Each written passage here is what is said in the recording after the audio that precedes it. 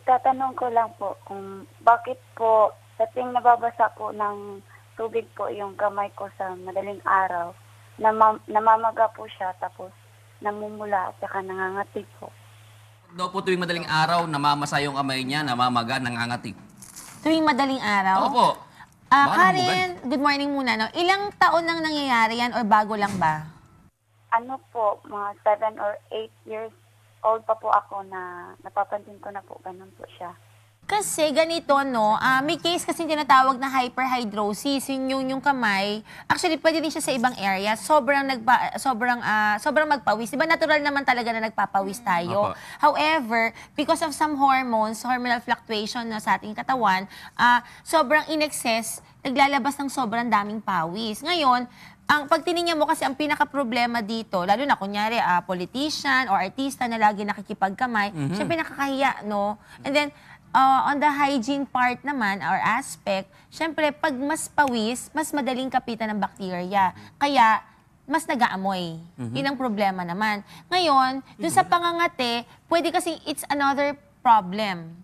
Okay, so, kung kunyari, dahil pawis, kalimitan kasi ginagawa ng mga pasyente na may hyperhidrosis, hugas ng hugas para mawala ang pawis. So ngayon, every time, pag masyado ka lagi nag-rinse, whether may soap or wala, you expect magda-dry up siya talaga. Kaya lang medyo nawala si Karen, ano? Pero narinig ka niyan, Okay. Doc. So, yun ang problem. Ngayon, kung ang primary problem natin will be hyperhidrosis, ang mga pwedeng gamitin dyan would be, meron kasing mga clinics na meron silang, tophoresis na machine, nilulubog po doon yung kamay. So, nangyayari, parang tinatry inactivate yung cells na nagpo-produce ng sweat.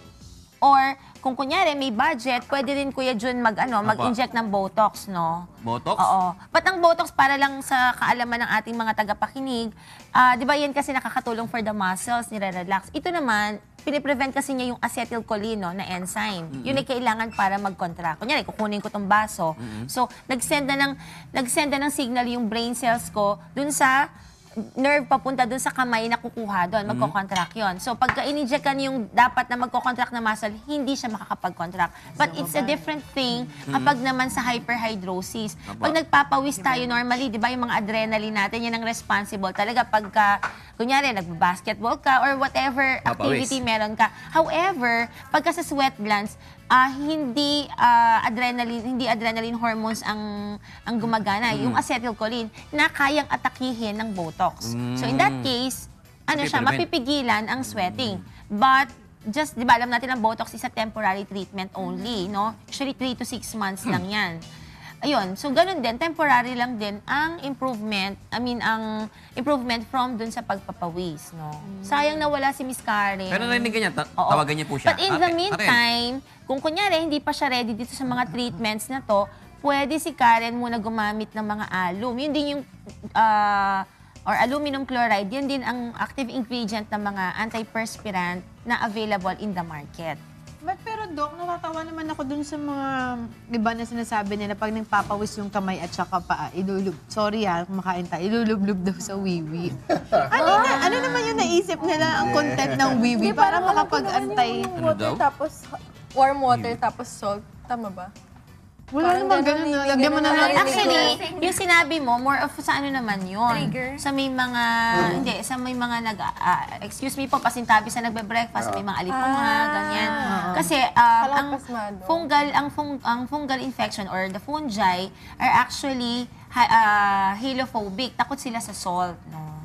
Pero, dun sa wiwi, first time ko pong narinig. Oo, sabi nila. Pamahiin. Sabi mo kung pamahiin. Baka kasi pagka nilubog, baka lang, nilubog sa sa urine. Instead, maamoy mo yung amoy pawis, amoy wiwi na lang. Kadiri, di ba? Ew.